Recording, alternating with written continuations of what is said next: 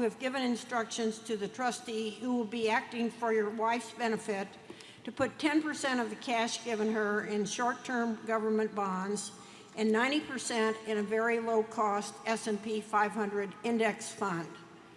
My question is, why are you advising the trustee to put 90% of the cash into an S&P 500 index fund instead of into Berkshire shares? This might imply that you expect the index fund to outperform Berkshire in the future when the company is run by a new CEO. That letter didn't come from Vanguard by any chance.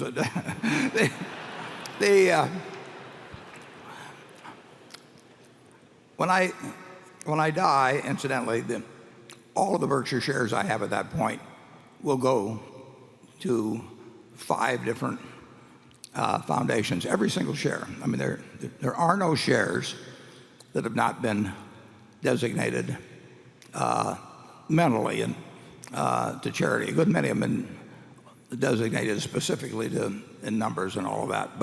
And they will be distributed over the 10 years after my estate is closed. So figure over 12 years.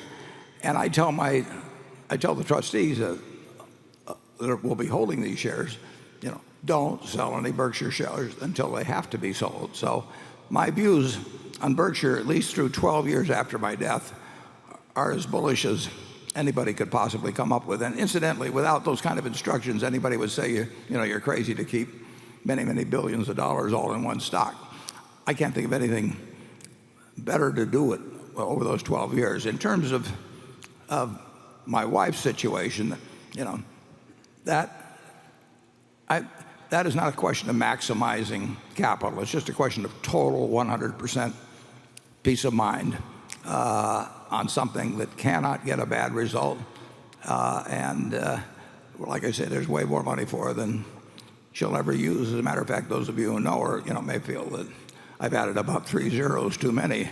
But it is not designed for her to get even larger amounts of capital, and there'll be capital left over on that part of it.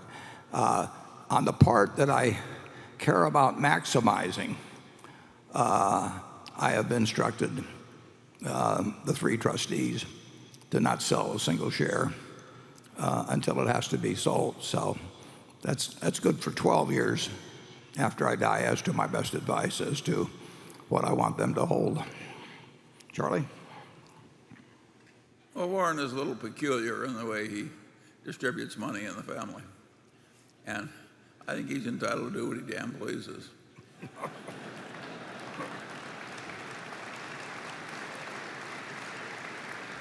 Do I hear my children applauding? Do I hear my children applauding?